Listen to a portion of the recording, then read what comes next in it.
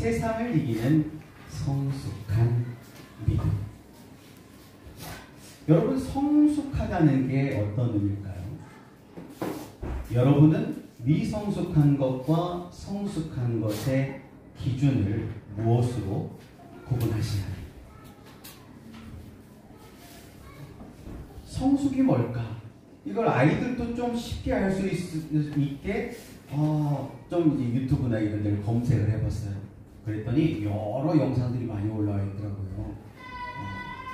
감성적인 그런 부분에서 감정적인 성숙이 뭐냐 뭐 이런 것도 있고, 상담하시는 분들도 그런 분야에서 또 성숙한 거, 그리고 언어에 대한 부분도 되게 많이 있어요. 그래서 진짜 어른의 말이에요. 정말 멋지게 늙어간다는 것이 뭐냐, 여러 가지 그런 내용들이 참 많이 있거든요. 미숙함과 성숙함, 분명히 차이가 있지요. 그렇다면 영적으로도 미숙함과 성숙함은 어떤 차이가 있을까요? 오늘 이 시간에는 바로 성숙에 대한 개념, 성숙한 믿음의 응답이 무엇인지 함께 살펴보려고 합니다. 우리는 이전까지 사도신경에 나타난 복음의 내용을 신앙의 성장 단계로 살펴보았습니다. 복음이 무엇인가를 단계별로 정리를 해본 것이죠. 그리고 2시간에 걸쳐서 십자가, 왜 십자가가 중요한지, 이 십자가 안에서, 십자가에서 일어난 즐거운 교환, 거룩한 교환, 이 신적 교환이 무엇인지를 살펴보았습니다. 중요한 것은 이 십자가를 믿고 밖에서 즐거워하는 것이 아니고 십자가 안으로 들어가는 것이 중요했죠. 성막으로 말하면 출입문에서 와 멋지다 감탄하고 있는 것이 아니고, 출입문을 통과해서 어디까지 가야 돼요? 지성소까지 나아가야 하는 것이죠. 지성소까지 나아갈 때 우리는 십자가에서 일어난 이 즐거운 교환을 다 우리의 것으로, 나의 것으로 즐기게 되는 거죠. 이 혜택을 누리게 되는 거예요. 그리고 이 혜택을 어떻게 사용해야 하는지에 대해서도 지난 시간에 우리가 함께 살펴보았습니다. 하나님께서 이렇게 전적으로 부어주시는 이 은혜를 우리는 죽이는 쪽이 아닌 살리는 쪽으로 사용해야 한다. 살리는 쪽을 선택했을 때 계속해서 은혜가 공급이 되는 거죠. 우리가 죽이는 편을 선택하는 순간 공급이 차단이 되는 거예요. 여러분은 지난 한 주간 사시면서 빨간 쪽이셨습니까? 파란 쪽이셨습니까? 파란색이 좀 더 많았나요? 누구누구 때문에 원망 불평하기보다는 누구누구 덕분에 감사. 우리가 살리는 영향력으로 살아낼 수 있기를 예수님의 이름으로 축복합니다. 우리가 이제까지는 복음의 내용, 복음이 무엇인가에 집중했다면, 이제 올라가는 화살표, 우리의 믿음의 응답의 차원에서 우리의 믿음을 부활주의까지 믿음에 대해서 함께 살펴보려고 합니다. 세상을 이기는 성숙한 믿음을 가졌다. 근데 이 세상을 이기는 성숙한 믿음이라는 게 뭐지? 그리고 이걸 가졌는지 안 가졌는지 어떻게 알지? 그 증거가 있대요. 오늘 읽었던 본문 말씀 1절과 5절 말씀을 한 번 더 같이 읽어보겠습니다. 시작! 예수께서 그리스도이심을 믿는 자마다 하나님께로부터 난 자니, 또한 나으신 이를 사랑하는 자마다 그에게서 난 자를 사랑하느니라. 예수께서 하나님의 아들이심을 믿는 자가 아니면 세상을 이기는 자가 아니라. 세상을 이기는 믿음의 내용, 어떤 사람이 세상을 이기느냐라고 했을 때 예수께서 그리스도이심을 믿는 자, 또 예수께서 하나님의 아들이심을 믿는 자가 세상을 이긴다고 말씀하십니다. 세상을 이기는 믿음이 바로 예수님을 살아계신 하나님의 아들, 그리고 그리스도로 만나는, 체험하는, 경험한 그 고백 안에 들어있다는 것이죠. 그래서 우리가 마태복음을 이미 우리가 살펴보았는데, 마태복음의 핵심 구절이 뭡니까? 마태복음 16장 16절, 시몬 베드로가 대답하여 이르되 주는 그리스도시요 살아계신 하나님의 아들이십니다. 그리스도 킹시 살아계신 하나님의 아들 킹시 우리가 잃어버린 생육 번성 충만 그리고 정복 다스림의 복을 회복하기 위해 오신 분이시라는 의미죠. 그러니까 이 믿음의 고백 안에 들어있다는 것은 이 믿음이 구속사의 두 기둥을 이루는 선십과 킹십의 약속이고 그 약속 안에 생육, 번성, 충만, 정복, 다스림의 복이 다 들어있을지 예수 그리스도의 이 십자가 안에 모든 혜택들이 다 들어있다는 것 그것을 뭐하기만 하면 돼요? 즐거운 교환 바꾸기만 하면 된다는 거죠.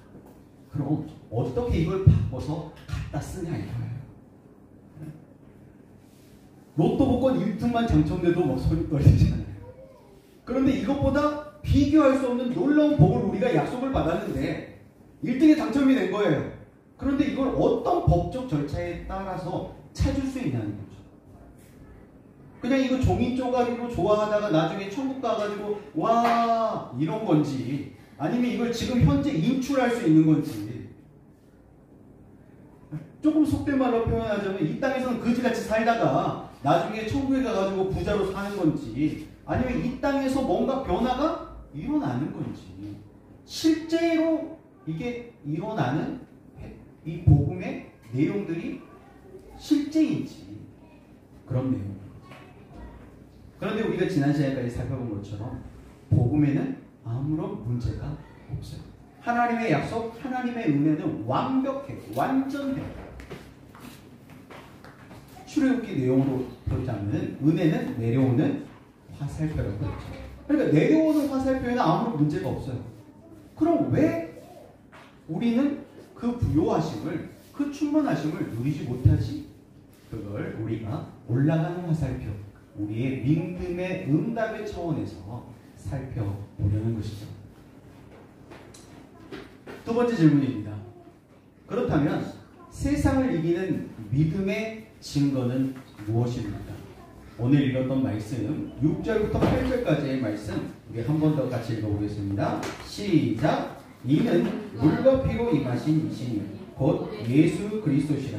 물로만 아니요 물과 피로 임하셨고 증언하는 이는 성령이시니 성령은 진리입니다. 증언하는 이가 셋이니 성령과 물과 피라. 또한 이 셋은 합하여 하나입니다. 증언하는 이가 셋이다. 물론 이 셋은 하나님께서 우리를 증언하시니까 성부, 성자, 성령 하나님일 수도 있어요. 그러나 우리가 뒤에 읽었던 말씀을 보면 그들 안에 있다는 거예요. 우리 안에 있어요. 우리 안에 있는 증거가 뭐겠어요? 바로 우리가 경험한, 우리가 체험한, 우리가 믿음으로 고백하는 성령과 물과 피라는 거예요.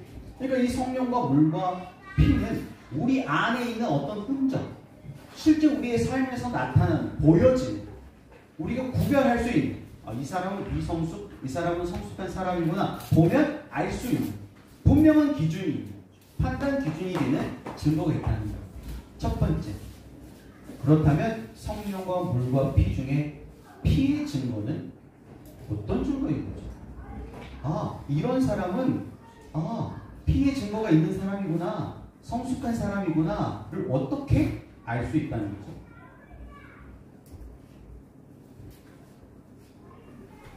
한마디로 결론부터 얘기하면 피의 증거는 바로 회개. 날마다 회개, 인정하고 고백하는 삶이 있다면 그 사람은 피의 증거가 있는 사람이에요. 예수님이 십자가에서 일어난 즐거운 교환을 믿고 우리의 죄를 회개하면 죄는 예수님이 다 가져가시고 안 좋은 건 예수님이 다 가져가시고 우리는 좋은 것을 누리게 된다는 거예요. 놀랍지 않아요? 이것이 우리가 앞에서 살펴보았던 십자가에서 일어나는 즐거운 교환이죠. 이 즐거운 교환을 사용하는 방법이 무엇이냐? 바로 그것이 회개라는 거예요. 그러니까 회개는 다른 말로 표현하면 교환 기도인 거예요. 교환 편지만 있는 것이 아니고 교환 기도라는 것이 있어요. 이건 돈도 안 들어요. 할수록 대박인 거예요. 자꾸 해야 되는 거예요. 그런데 우리의 신앙이 미숙했을 때는 어때요? 뭔가 큰 문제가 생겼을 때 회개해요. 뭔가 법적으로 큰 어떤 죄를 저질렀다고 느껴질 때 회개하게 돼요. 그런데 우리가 너무나 잘 알듯이 사도 바울은 뭐라고 고백합니까? 나는 날마다 죽노라. 사도 바울은 날마다 죽을 짓을 많이 했겠죠. 그러니까 날마다 죽노라. 다른 말로 날마다 회개한다 라고 고백한 거겠죠? 그렇지 않죠. 우리가 미숙했을 때는요, 대단히 어떻게 큰 것만 잘못인 줄 알았는데 나중에 점점점 성숙해지면 어떻습니까? 아주 작은 것도 크게 느껴지는 거예요. 예수 그리스도의 십자가를 믿음으로 우리 안에 마음이 청결해지는 거예요. 마음이 깨끗해져요. 우리 안에 선한 양심이 살아나요. 이 선한 양심이 살아나니까 조그만 잘못을 해도 찔려요. 자꾸 찔려. 말씀을 들어도 찔려요. 이것이 피해 증거가 있는 사람들의 특징이에요. 그래서요, 성숙하면 성숙할 수 있도록 할수록 아주 작은 것, 디테일의 힘이라고 해야 될까요? 아주 작은 것도 하나님 앞에 회개하는 그런 은혜가 임해요. 제 기타를 가지고 지금 우연히가 연습을 하고 있는데, 예전에 제 기타로 제가 치잖아요. 그러면 아무리 어플을 가지고 정확하게 라인에 맞춰가지고 이 조율을 해도 소리가 안 예쁜 거예요. 기타의 문제인가? 그런데 언젠가 소정기 집사님이 그 기타를 가지고 인도를 하신 적이 있어요. 근데 너무 예쁜 소리가 나는 거예요. 똑같은 기타마저 다른 기타를 가져오셨나? 그래서 저는 항상 이 기타가 40만 원짜리라 그래요. 400만 원짜리 기타를 사면은 좋은 소리가 날 거야 라고 생각을 했어요. 그런데 제가 어떤 이제 수련회를 가게 됐어요. 그 청소년들 이렇게 모여있는 수련회였었는데 갑자기 이 통기타를 치시는 세션이 빠지게 된 거예요. 그런데 그 뒤에서 이렇게 방송하시는 분이 저보고 기타를 치라는 거예요. 근데 제가 기타를 배운 지 얼마 안 됐을 때였거든요. 너무 난감한 거예요. 한 몇백 명 모이는 것도 아니고 엄청 많이 모이는 집에 저 같은 첫째가 올라가가지고 기타를 치라고? 그때 코드 한 10개 알았을까? 나 올라가는데 뭐 땀이 삐질삐질 나고 막 등골이 오싹하고 이걸 어떻게 해야지? 그래가지고 제가 이 기타에 꼽아야지 잭을 했어요.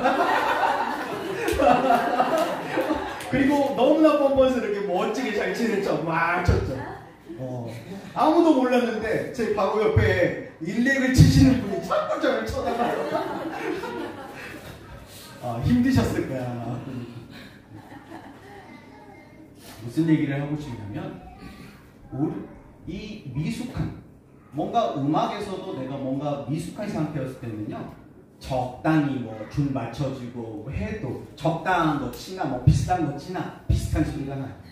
그런데 열심히 연습을 해가지고 성숙하면 어떻게 되죠? 도구 탓하지 않는 거죠. 성무당들만 도구 탓을 하는 거예요. 그렇더라고요. 날마다 회개하는 삶, 그것이 세상을 이길 만한 믿음을 가진 첫 번째 피해 증거입니다. 두 번째, 그렇다면 성령과 물과 피, 물의 증거는 어떤 의미일까요? 요한복음 3장 3절 5절 말씀을 앞에 화면을 보고 같이 읽어보겠습니다. 예수께서 대답하여 이르시되 진실로 진실로 내게 이르노니 사람이 거듭나지 아니하면 하나님의 나라를 볼 수 없느니라. 예수께서 대답하시되 진실로 진실로 내게 이르노니 사람이 물과 성령으로 나지 아니하면 하나님의 나라에 들어갈 수 없느니라. 한 번은 니고데모라고 하는 사람이 예수님을 찾아와요. 그래서 어떻게 하면 천국에 하나님의 나라에 들어갈 수 있는가? 질문을 하게 되죠. 그때 예수님께서 대답하시는 거예요. 사람이 거듭나야 하나님 나라에 들어갈 수 있다. 어떤 지식으로 공부 많이 했다고 좋은 학교 나왔다고 집안이 대단하다고 돈이 많다고 하나님 나라에 들어가는 것이 아니고 거듭나야 된다는 거예요. 근데 이 니고데모라고 한 사람이 공부 꽤나 한 사람이거든요. 근데 아무리 자기가 생각을 해도 거듭난다면 다시 태어나는 거예요. 그래서 아니 저는 이렇게 어른인데 어떻게 다시 못해요? 엄마 뱃속에 들어갔다가 다시 태어날 수 있을까요? 라고 엉뚱한 질문을 해요. 그때 예수님께서 또 대답하십니다. 아니 몸이 다시 태어난다는 말이 아니고 사람이 물과 성령으로 나지 않으면 하나님 나라에 들어갈 수 없다는 말이라고 가르쳐주는 거죠. 물과 성령으로 다시 태어난다. 물과 성령으로 다시 태어난다는 것이 어떤 의미일까요? 한마디로 변화죠. 변화. 다시 태어난다는 건 변화되는 거예요. 어제의 내가 아닌 거죠.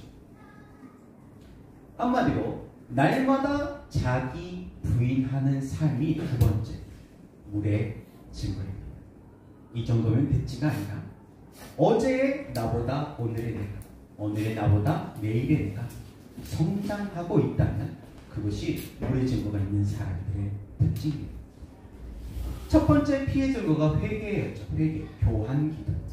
이제 이 회개의 기도가 물의 증거의 수준이 오면은 좀 더 디테일한 기도가 되는 거예요.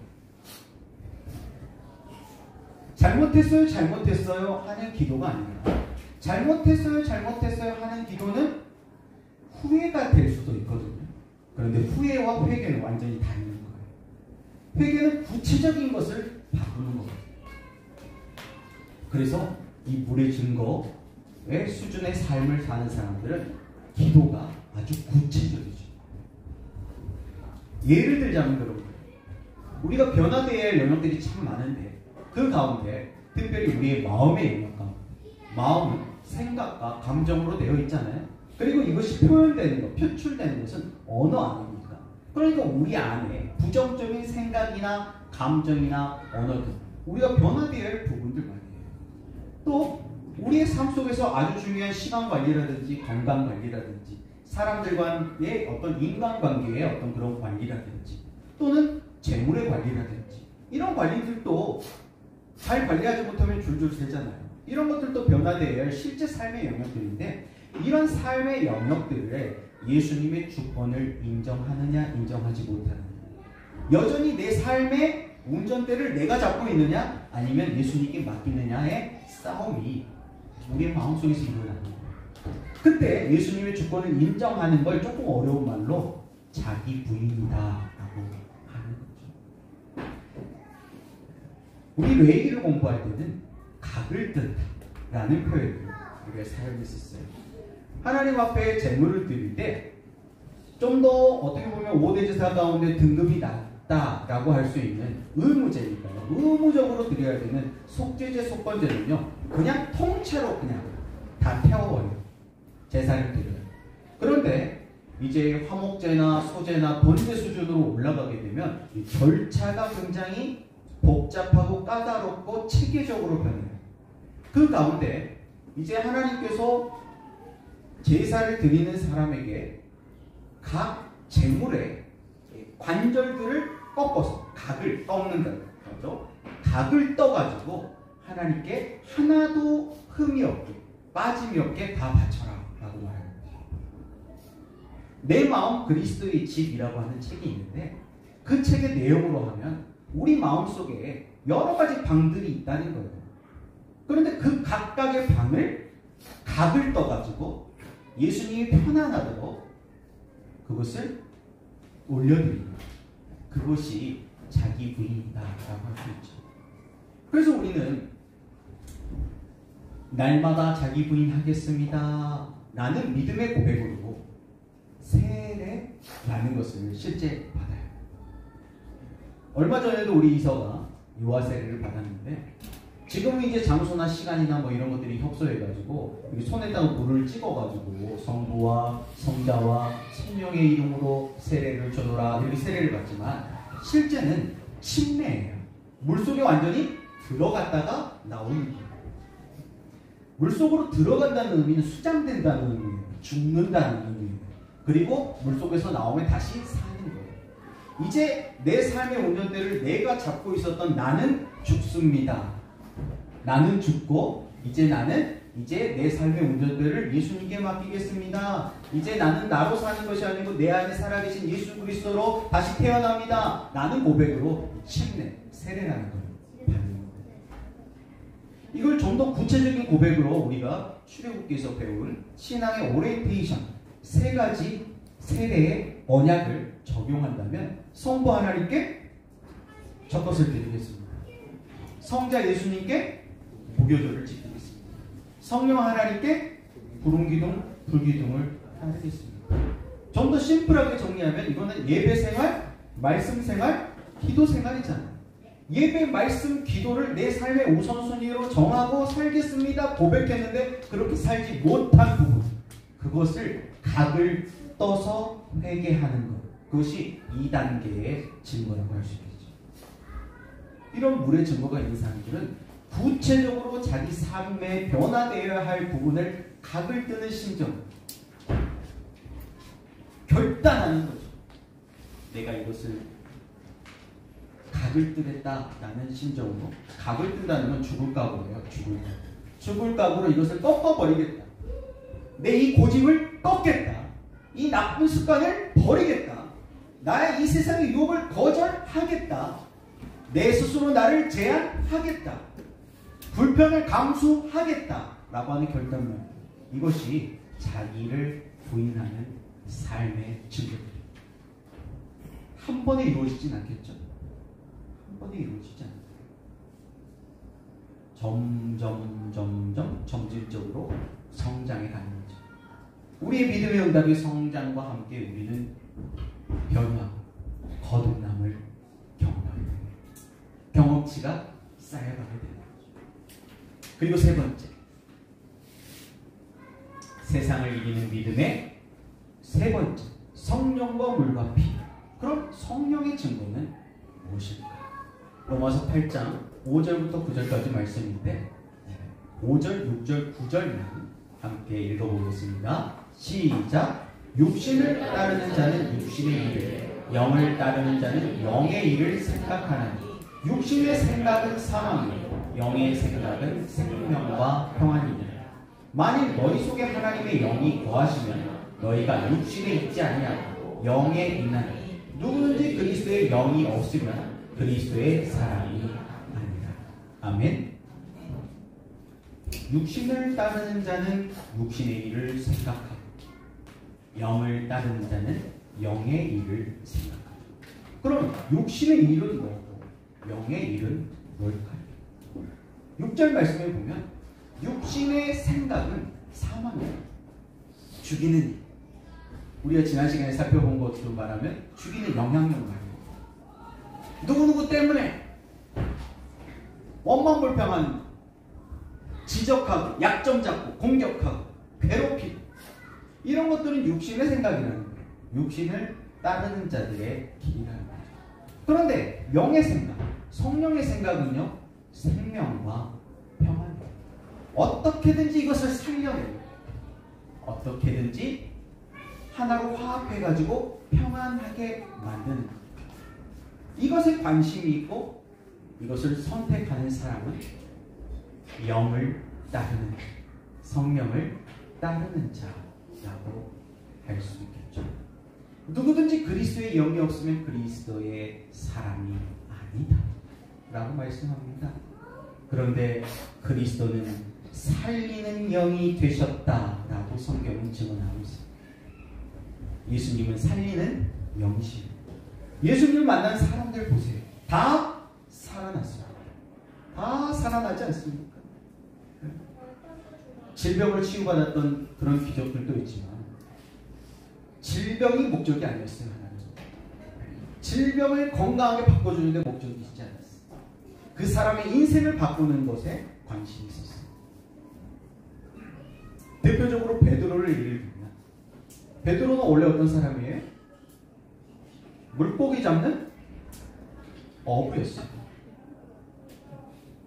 물고기 잡는 어부. 지금도 뭐 물고기를 잡아가지고 큰 부자는 되지 않는 것 같은데, 큰 배가 있으면 또 큰 부자예요. 베드로도 뭐 집도 있었고 뭐 그래가지고 베드로가 굉장히 부자였을 것이다 라고 생각하지만, 그것은 당시 갈릴리의 형편을 잘 모르는 것이죠. 갈릴리에서는 부자였을 수 있을지 모르지만 이스라엘 전체에서 봤을 때 갈릴리라고 하는 저 북쪽 동네는 가난한 사람들이 사는 곳이에요. 지금도 서울의 강남과 강북이 하늘과 땅 차이잖아요. 광주에서는 어디죠? 수안지구입니까? 봉선지구입니까? 네. 그런 경계가 있듯이 갈릴리라고 하는 곳은요, 가난한 놈이었어요. 그러니까 하루 벌어 하루 먹고 사는 거예요.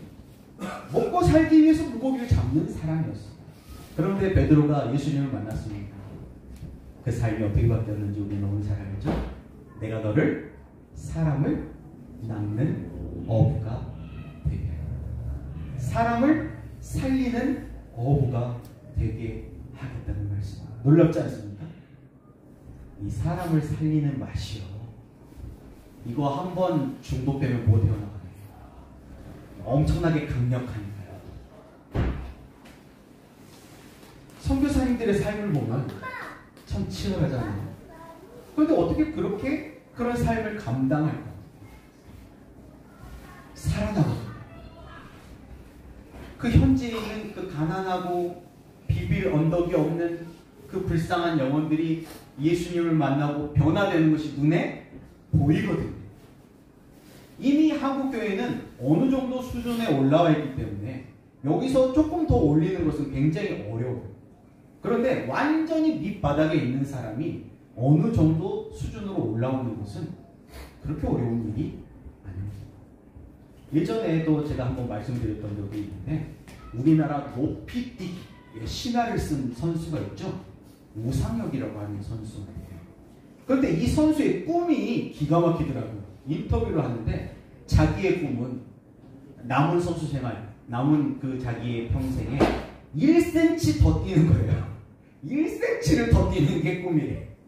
왜냐하면 이미 탑 클래스에 있기 때문에 거기서 1cm를 더 뛴다는 거는 정말 기적이 아니면 안 되는 거예요. 그런데 저같이 운동을 안 한 사람들은 뭐 10cm, 20cm 뭐 이렇게 뛰던 사람 조금만 하면 1m 정도는 뛰는 거죠. 그런 거가 같죠. 그래서 선교지에 나아가면요, 정말 기적도 많이 일어나고 놀라운 일들이 많이 일어나요. 그런 것들을 살리는 일을 경험하게 되면 그것도 중독이 되는 것 같아요. 좋은 쪽. 예수 중독자가 되는 거예요.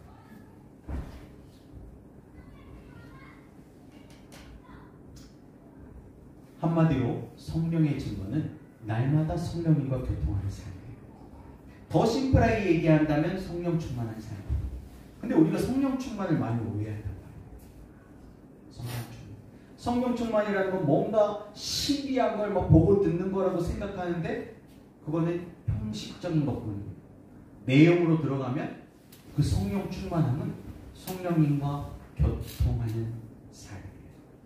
아주 예민하고 민감한 삶 말이에요.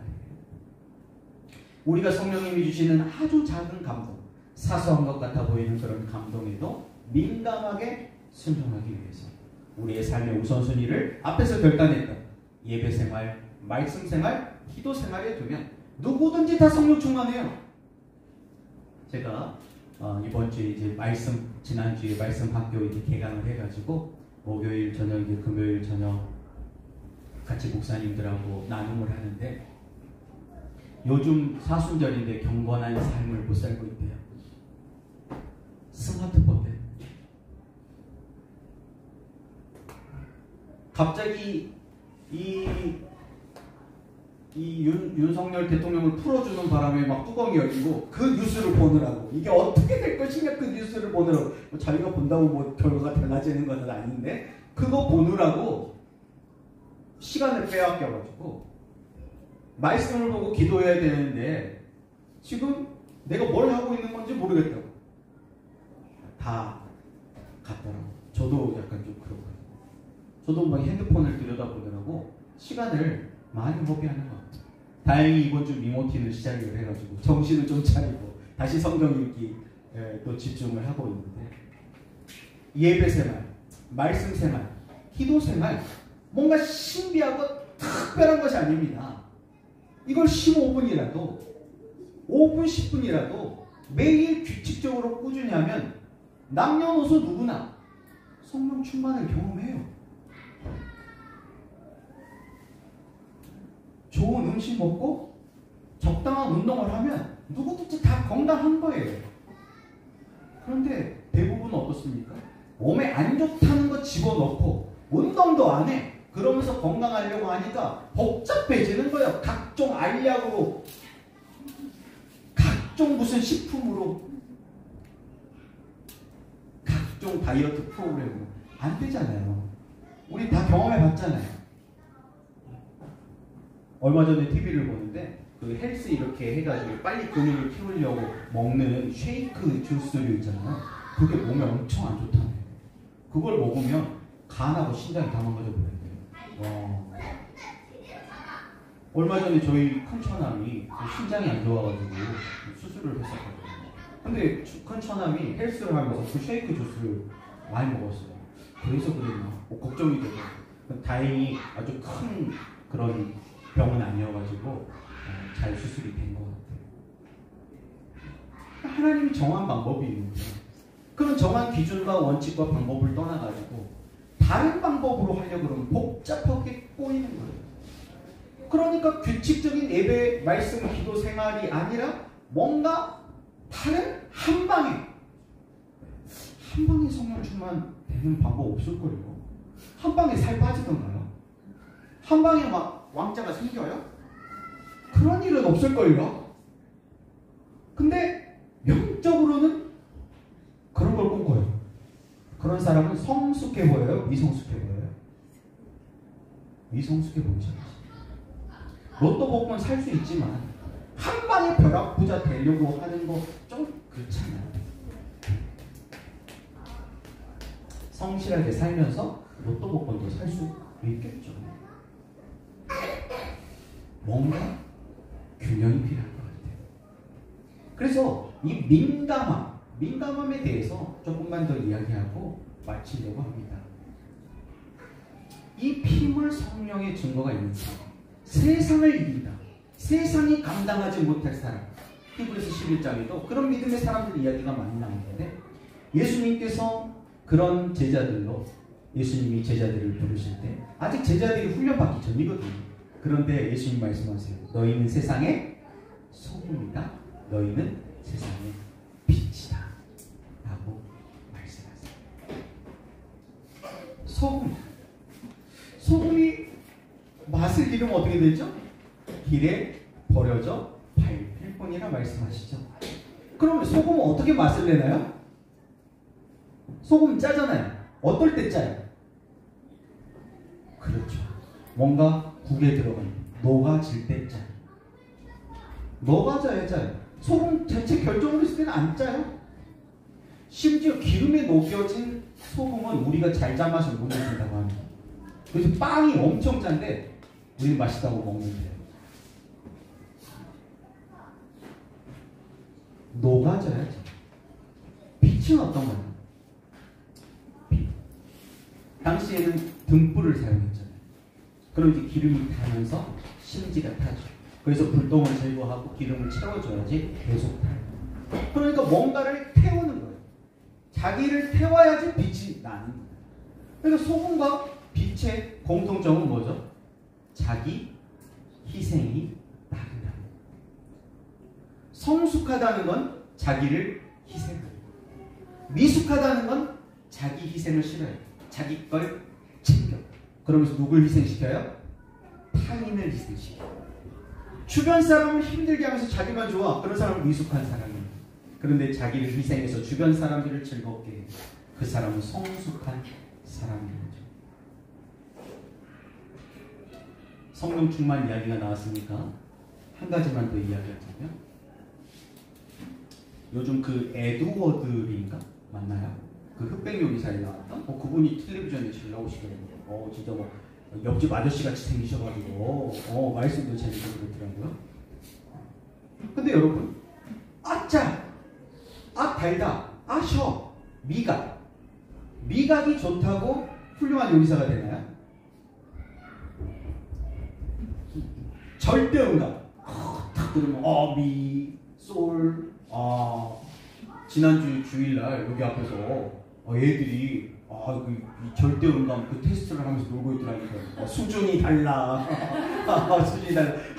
이거 맞추기 게임을 하면서 이걸 재밌다고 하고 있더라고요. 정말 신세계다 그랬어요.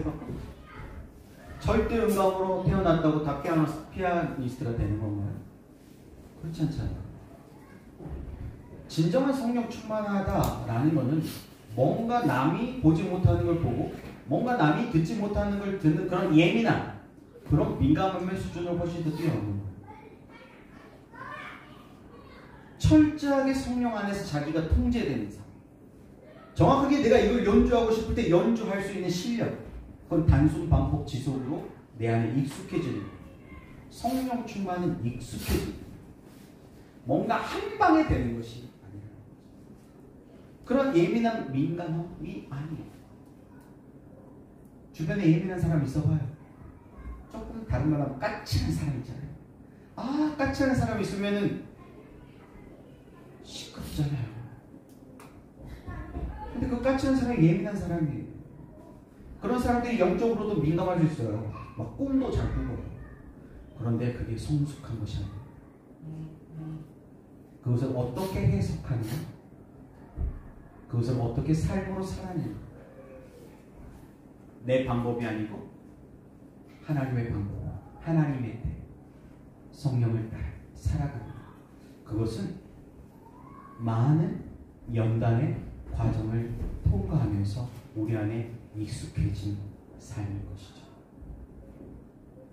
저와 여러분 모두 이 완전한 복음, 십자가, 부활, 승천의 이 모든 혜택을 다 누릴 수 있도록 피, 물, 성령의 증거가 있는 성숙한 그리스도인들 살아낼 수 있기를 예수님의 이름으로 사랑하고 축복합니다. 기도하겠습니다.